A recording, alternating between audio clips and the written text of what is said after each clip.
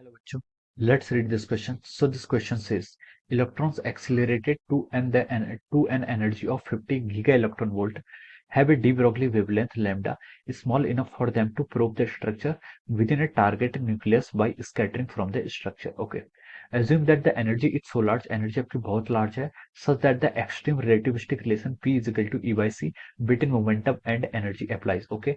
In this extreme situation, the kinetic energy of the electron is much greater then it's rest mass energy. ये आपका bracket के अंदर है, यानी कि आपको कंडीशन दे रखी है कि P is equal to E by C आपका कब वैलिड होता है, जब आपका काइनेटिक एनर्जी क्या है, much greater than compare to the rest mass energy. Okay, option A में क्या बोला उसने, व्हाट इज लैम्डा, और पार्ट बी में बोला है कि इफ द टारगेट न्यूक्लियस की रेडियस आपको 5 फेमटोमीटर गिवन है, then the ratio of R by lambda हमें यहाँ पर फाइंड आउट करना है। ओके, तो देखिए बच्चों, इस क्वेश्चन का की कॉन्सेप्ट आप क्या लिख सकते हैं, the key concept of this question, इस क्वेश्चन का की कॉन्सेप्ट और डी ब्रोगली वेवलेंथ लिख लीजिए, या फिर आप लिख लीजिए क्या, डी ब्रोगली वेवलेंथ लिख सकते हैं, या फिर रिलेटिविस्टिक केस लिख सकते हैं। ओके, आप लिख लीजिए D Broglie wavelength is the key concept of this question. Okay, D Broglie wavelength यहाँ पर क्या हो जाएगा, इस क्वेश्चन का आपका की कॉन्सेप्ट हो जाएगा। हमें यहाँ पर लैम्डा की वैल्यू क्या करनी है, फाइंड आउट करनी है। ओके, तो देखिए बच्चों, lambda is de Broglie wavelength क्या बोलती है आपकी, lambda is equal to H over P होता है। दिस इज द रिलेशन, ये क्या होता है आपका, lambda is equal to H over P, ये आपका रिलेशन होता है। ओके, ये क्या होता है, देखिए कोई भी आपकी मैटर होता है, मैटर जैसे यहाँ पर इलेक्ट्रॉन्स है, इलेक्ट्रॉन के करस्पॉन्डिंग क्या कर सकते हैं, वेव को एसोसिएट कर सकते हैं,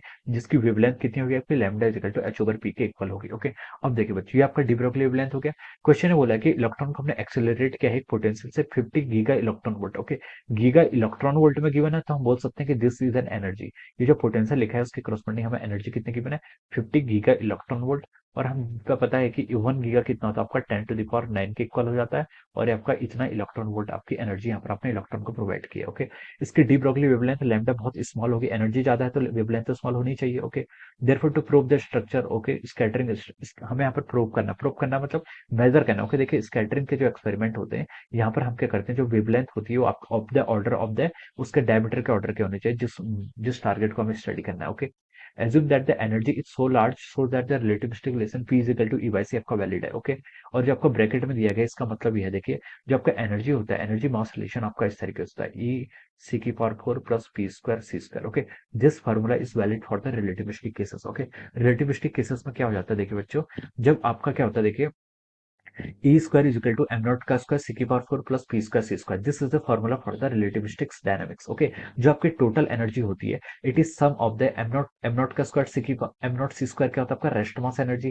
तो ये टर्म आपकी रेस्ट मास एनर्जी के करस्पॉन्डिंग है, और पीसी के आपकी this is a term associated with the kinetic energy, P के आपका मोमेंटम होता है, तो ये आपकी काइनेटिक एनर्जी के करस्पॉन्डिंग आती है। ओके, तो rest mass energy plus kinetic energy आपकी टोटल एनर्जी के टर्म के इक्वल आ जाती है। ओके, तो यहाँ से हम इससे आपका ये इन्फेरेंस लगा सकते हैं। अब देखिए ब्रैकेट में लिखा है, in the extreme situation the kinetic energy of the electron is much greater then the rest mass energy, यानी कि आपका काइनेटिक एनर्जी क्या है, पीसी, ये आपकी much greater then the rest mass energy से आपकी बहुत बड़ी है। तो हम बोल सकते हैं यहाँ पर से हम एम नॉट सी स्क्वायर को नेग्लेक्ट कर सकते हैं, यहाँ से आपका ई स्क्वायर कितना हो जाएगा, फिर ई स्क्वायर आपका पी स्क्वायर सी स्क्वायर के इक्वल हो जाएगा, और ई की वैल्यू कितनी हो जाएगी आपकी, पीसी के इक्वल हो जाएगी। ओके, तो ये फॉर्मूला हमें यहाँ पर गिवन किया हुआ है, देखिए P is equal to E by C, और हमें यहाँ पर वेवलेंथ कैलकुलेट करने के लिए बोला गया है। ओके, तो देखिए बच्चों, अब हम यहाँ पर वेवलेंथ तो हम डी ब्रोगली वेवलेंथ की इस फॉर्मूले से कैलकुलेट करें। Okay, this formula is valid everywhere, ये फार्मूला आपका ट्रू है। ओके, किस आपका रिलेटिविस्टिक है, नॉन रिलेटिविस्टिक है, वो आपको यहाँ पर क्वेश्चन में गिवन रहेगा, किस कुछ हिंट रहेगी, उसके करस्पॉन्डिंग आपको फाइंड आउट करना है। ओके, अगर यहाँ पर जो इसका एनर्जी होती है ये आपके रेस्ट मास के क्या होती है, कंपेरेबल में होती, तब फिर हमें दोनों का कंट्रीब्यूशन देखना पड़ता है। ओके, तो देखिए यहाँ से लैम्डा कितना हो जाएगा आपका, H by P. Okay, H by P, P क्या होता है आपका, देखिए पी यहाँ से हम ई बाई से लिख सकते हैं, यहाँ से हम पी की वैल्यू क्या लिख सकते हैं, ई बाई सी के इक्वल लिख सकते हैं, तो आपका एच सी बाई ई हो जाएगा। Okay, this will be our D Broglie wavelength, ये क्या हो जाएगी आपकी डी ब्रोगली वेवलेंथ हो जाएगी। ओके, अब देखिए बच्चों, एच सी की वैल्यू देखिए, आपकी एच सी की वैल्यू आपको याद होनी चाहिए, आपको ये वैल्यू आपको बिल्कुल याद होनी चाहिए। एच सी की जो वैल्यू होती है किसके इक्वल होती है आपकी, ये आपकी 1240 इलेक्ट्रॉन वोल्ट नैनोमीटर के इक्वल होती है। ओके, ये वैल्यू आपको रिमेंबर होनी चाहिए। Okay, this will be the value of our H C, आपकी एच और सी का जो प्रोडक्ट होता है, ये आपको 1240 इलेक्ट्रॉन वोल्ट नैनोमीटर के इक्वल होता है। तो ये वैल्यू अगर आपको याद होगी तो आपकी बहुत हद तक कैलकुलेशन क्या हो जाएगी, ईजी हो जाएगी। तो मैं इसका पुट कर देता हूँ, कितने हो गए, 1240 electron volt nanometre divided by the energy, energy कितनी है, एनर्जी आपको गिवन कर रखा है कितना, 50 इंटू 10 टू द पावर 9, क्या लिख सकते हैं, 50 into 10 to the power 9 giga electron volt, sorry 9 to the power 9 ले लिया तो गीगा का कंट्रीब्यूशन हट जाएगा। ओके, अब आपको वेवलेंथ फाइंड आउट करनी है, तो इलेक्ट्रॉन वोल्ट से इलेक्ट्रॉन वोल्ट कैंसिल कर लीजिए, ये कितना हो जाएगा आपको, देखिए इस जीरो से आपका ये जीरो कैंसिल हो जाएगा, ये आपका आएगा देखिए 24.8 आएगा, कितना आएगा, 24.8, यस 24.8 आएगा। ऊपर क्या नैनोमीटर है, इंटू 10, मतलब यानी कि 10⁻⁹ है, और नीचे भी क्या आपका 10⁻20⁹ है, ये ऊपर आएगा तो आपका कितना हो जाएगा, 10⁻⁹ हो जाएगा। इतना मीटर आपकी वेवलेंथ आ गई।